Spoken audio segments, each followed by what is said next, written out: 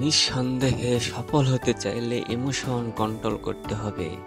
Emotion control বৈজ্ঞানিক উপায়গুলো পর্যায়ক্রমে নিচে বর্ণনা বা ব্যাখ্যা দেওয়া হলো। আপনি কি কখনো হুট করে রেগে গিয়ে এমন কিছু বলেছেন যা পরে অনুশোচনা হয়েছে, অথবা হতাশ মুহূর্তে এমন সিদ্ধান্ত নিয়েছেন যা আপনার ক্ষতি হয়েছে? আজকের ভিডিওতে আমি আপনাদের দেখাবো কিভাবে বিজ্ঞানসম্মত উপায়ে নিজের ইমোশনকে নিয়ন্ত্রণ করবেন, যাতে আপনি আপনার জীবনকে আরো সফল ও সুখী করতে পারবেন। তো একটা উদাহরণ দিই, শোনেন। ধরুন রাহুল একজন প্রতিভাপূর্ণ আবেগপ্রবণ ব্যক্তি।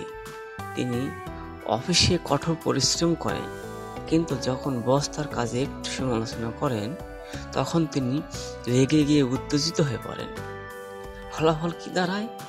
তিনি তাৎক্ষণিক প্রতিক্রিয়া দেখিয়ে বসের সঙ্গে বাজে ব্যবহার করেন, যা তার ক্যারিয়ারের জন্য ক্ষতিকর হয়ে দাঁড়ায়।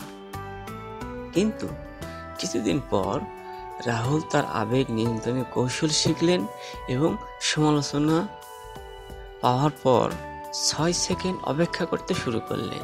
তিনি গভীর শ্বাস নিতে শিখলেন, নেতিবাচক চিন্তাকে পুনরায় ফ্রেম করতে লাগলেন এবং ধীরে ধীরে তার কর্মজীবনের উন্নতি শুরু হতে লাগল। হার্ভার্ড বিজনেস রিভিউ এক গবেষণা অনুযায়ী সফল ব্যক্তিরা নিজেদের ইমোশন নিয়ন্ত্রণে পারদর্শী। ইমোশন কন্ট্রোল না থাকলে আমরা রাগ, হতাশা বা উদ্বেগের কারণে ভুল সিদ্ধান্ত নিয়ে ফেলি। নিচে বৈজ্ঞানিকভাবে ইমোশন কন্ট্রোলের বিভিন্ন কৌশলগুলো বর্ণনা করা যাক। প্রথমত, 6 সেকেন্ডের নিয়ম। গবেষণায় বলেছে, ইমোশনাল ট্রিগার আসার পর আমাদের ব্রেন 6 সেকেন্ডের জন্য কেমিক্যাল রিয়াকশন তৈরি করে। এই সময় যদি আমরা প্রতিক্রিয়া না দিই তাহলে আবেগের তীব্রতা কমে যায়। তাই যে কোনো ইমোশনাল মুহূর্তে 6 সেকেন্ড অপেক্ষা করতে হবে, এতে আপনার জন্যই ভালো হবে। এরপর আসা যাক গভীর শ্বাস নেওয়া। গভীর শ্বাস নেওয়া আমাদের ব্রেনের অ্যামিগডালাকে শান্ত করে, যা আমাদের ইমোশন নিয়ন্ত্রণের মূল অংশ। 4, 7, 8 টেকনিক ব্যবহার করুন। 4 সেকেন্ডে শ্বাস নিন, 7 সেকেন্ড ধরে রাখুন, 8 সেকেন্ড পর ছেড়ে দিন।